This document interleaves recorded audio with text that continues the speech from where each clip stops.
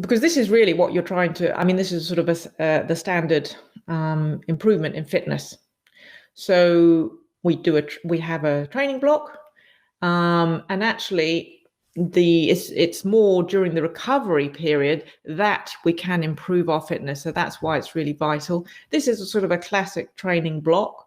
The 3 weeks sort of hard and then the 1 week easy. Although, again, this with masters athletes, there's evidence to show that more of a block type training approach can also be useful. So I think it's really a case of finding out what works for you, but certainly the principles of making sure you have really adequate recovery and you are using polarized training with some strength training, those are the really important facts, and the details are more of an individual basis. So just to really emphasize this part about recovery, and I'm including sleep. One of my favorite quotes: chief nourisher in life's great feast, as per Shakespeare. And why is this so important, the sleep? Because it's when you're asleep that the pulsatile release of growth hormone occurs. There are two main stimuli for growth hormone release: exercise and sleep. So if you're only doing one and not the other, then obviously, you need both of those stimuli. And also sleep hygiene is the term used to ensure that you get into a sort of a bedtime routine, I suppose one would call it, in terms of making sure you've got on board protein. In a particular casein, which one finds in milk, is shown to be particularly useful for muscle repair and muscle synthesis. And also milk happens to have the precursor tryptophan to make the sleep hormone melatonin. So plenty of good reasons that having a bedtime milk drink will help. And then the type of training. This was a fascinating study and actually pretty remarkable in findings. So I think I'll just take you through this. So here we have, they compared 16 men, average age 72, against 14 men, average age 26. And the older men underwent a 12-week supervised resistance session. And it was a lot of heavy weights, as you can see there, maximal repetition, one max rep. And wow, this is a significant finding. After doing the 12-week strength training, the 72-year-olds actually were just as strong as the 26-year-olds. So if you needed any persuading that resistance training works, there we go. Have a look at that study. And also very interesting, it improved both types of muscle. So I mentioned earlier that it's the type 2, the fast twitch muscle, especially for sprints. The size of those muscles increased. So hypertrophy, so get bigger. And also, it also benefited, doing the strength training, also benefited the type 1, the slow twitch, more endurance type muscle. And as you can see there, it's because there was an increase in the capillary bed density, so the supply of oxygen and nutrients to the muscle. So there we go.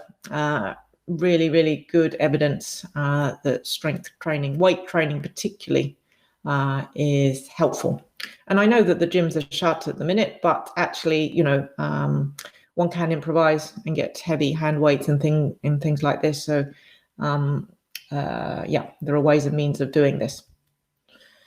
And the other important factor, nutrition, if we're talking specifically about muscle, a bit like bone, undergoes this continuous breakdown and repair process, like a sort of a recycling cycle. But in the situation where muscle breakdown is greater than muscle synthesis, then this is a condition of sarcopenia. So, decrease in muscle mass and also muscle strength actually as well. So in order to mitigate sarcopenia, we've discussed just now the training stimulus, the anabolic training stimulus, but you need to back that up with the protein intake. And so these are the recommendations for protein intake for athletes. So, of course, it will depend on your body weight, and also the timing is crucial because it's actually quite difficult to digest protein. It is quite complicated. It's a very complicated molecule, frankly, and so it needs a lot of effort for the body to digest it. So that's why it's better to split it up into portions, digestible portions during the day. And as it says there, ideally try and time that with an anabolic signal. And that will try and rebalance the breakdown and synthesis cycle, or put it in favor, should I say. And especially, again, going back to this notion of taking on board protein before going to sleep, this is the protein feeding opportunity, as described in this study, where if you take on board some protein before you go to bed, and we mentioned casein, especially in milk, for example, then actually that's going to favor the synthesis and prevent the breakdown. So you're sort of going to end up in a net positive balance, if you will. And as I said, the same idea applies with bone, that there is a constant recycling of bone on a longer timescale. It's true, but one does recycle the whole of one skeleton.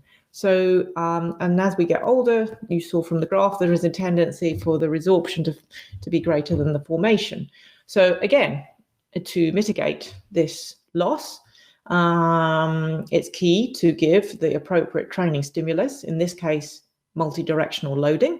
So changing direction. So actually, even if you are a runner, that's great, but actually the body in general likes to see changes in stimulus. So if you give it one constant stimulus, so running in one plane in one direction, actually that's not the best for bone. So again, going back to this principle of giving it polarized training, different looks, and then of course the energy of having good energy availability as a whole, and especially the timing around training. And then this was something I showed before. The evidence I have for this is that last year I undertook a study of male cyclists, and this included a large proportion actually of master cyclists. And this is, I mean, it's complicated, but I'll just quickly take you through it. If you focus on the left, you can see three groups of cyclists, and along on the vertical axis, we have change in bone mineral density. And the ones that sort of stayed in the middle, those are the ones that didn't really change much. The ones are in the green triangles, those are the ones that did indeed take on board my recommendations for multi-directional loading, and also the fueling strategies that I mentioned, essentially having on board enough energy overall, and particularly around the fueling before and after training with protein. And you can see that they improve their bone mineral density. But the red crosses on your left, those are the cyclists, including quite a lot of master cyclists, who during the race season took it into their heads that actually it was a better strategy if they tried to lose weight or reduce their energy intake in the pursuit of being lighter, and therefore they thought getting faster, getting more race points. But you can see it backfired quite dramatically, because they lost bone density to the same tune as an astronaut in space over 6 months. And not only that, the graph on your right shows that, again, if you look out for those red crosses, you can see that the ones with red crosses, they actually underperform.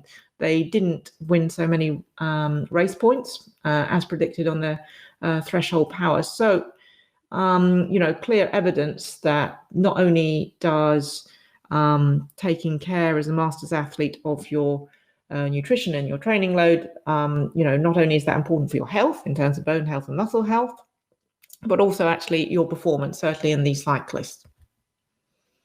And also another thing to mention, especially as we're moving into winter, or it seems we're already in winter, vitamin D. I mean, this is applicable, I guess, for everybody, but again, masters athletes are also the ones that you really need to be paying attention to the details and everything within your control. And vitamin D, as it turns out, is actually it's really kind of a misnomer. It's actually a steroid hormone. And the main source of vitamin D, unlike all the other vitamins and minerals, is actually sunlight, the action of sunlight on your skin. So obviously, we live in England and we don't see much of the sun, especially as we're moving into winter. But we know that low levels of vitamin D, there's lots of evidence of the adverse effects if your levels are low on bone in terms of increased stress fracture risk, and also actually your immunity. And that's pretty relevant in these days, times of COVID. And, we are being advised by Public Health England to all take vitamin D over the winter for immunity, and also muscle strength. Good evidence from studies in dancers showing that taking vitamin D actually improved their quad strength quite dramatically and reduced their risk of soft tissue injury. Beg your pardon. So if you're not taking it already, I really strongly advise to go and get your hands on some Informed Sport vitamin D, and a decent dose, about 1,000 IU international units per day. There are some products which only have 400, which I don't think is enough. But equally, I wouldn't go the other extreme and take really high doses of 10,000 or even 20,000. That's too much. But definitely, if you haven't got that in stock already, I really strongly advise you to get some. So those are some strategies. So now we're going to look at some potential problems or pitfalls or misunderstandings, as I've called them there. So if you remember, I showed you the triangle of athlete behaviors under your control, the training, load, nutrition, and recovery. And if you get those all in balance, then you're in the green zone, you're good to go. But one can easily slip off that optimal balance, whatever age, but I would suggest it equally applies to masters athletes. Of course, if you're not modifying your training and you're not taking on board extra, factoring in to your training schedule longer recovery, then you will be at risk of falling off that optimal level of your hormones and your performance in terms of what we call non-functional overreaching and even overtraining syndrome. So you'll never be able to benefit from your training. So there's that potential problem. Equally, nutrition, if you're not fueling sufficiently and also correctly in terms of really taking care of protein, as we saw for the muscles, then you can end up in the situation of low energy availability. And so just a little word on low energy availability, which I spoke about last time, but I think it's really, really important to emphasize that this is a problem for any age of athlete. So this is what I mean by low energy availability. So if you consider pretend these are three different masters athletes. As you can see, the masters athlete in the center looks very happy. That's because they're taking on board sufficient energy in terms of nutrition to cover both their training load, the energy demand from their training load shown in blue, and the residual energy shown in green. That's known as energy availability. And please notice that that is a sizable chunk of your energy intake. So just to stay alive, just if you were even to lie in bed all day, we're warm-blooded mammals. We've got a lot of physiological processes to be ticking over. And so you need a lot of energy. But nevertheless, this athlete is looking very happy. As you can see, they're taking on sufficient energy. The energy is prioritized to cover movement, training, and then the sufficient energy availability to stay healthy. The athlete on your right is looking rather unhappy, as you can see, come out of balance, because although they're taking on board the same amount of energy, their training load is higher. And to put this in context, as a masters athlete, you might have a very, a heavy training week. You might have, I was going to say training camp, but I'm not sure those are possible at the minute. But you get the idea. There might be an increase in training load, but you haven't factored in taking on board sufficient energy, and therefore you end up in the red, as it says there, in low energy availability. That's the more unintentional low energy availability, and I come across a lot of masters athletes in this situation.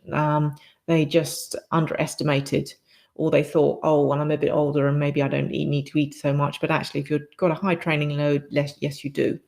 And then on the left, we have the intentional low energy availability. So the masters athlete that might think that by being lighter, as in my cycling study, in the belief that being lighter will mean that they can cycle faster up a hill, or they can run faster, or whatever it might be, that they might intentionally restrict what they're eating. And again, you can see that's going to end them up in low energy availability.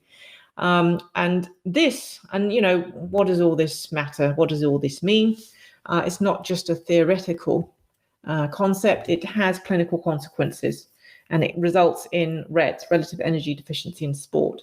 As you can see from this diagram, there are adverse health effects shown in the top diagram, and really, really important performance effects. And that's exactly what I found in my male cycling study. There was a decline. If you remember, they didn't win so many BC race points, British cycling race points.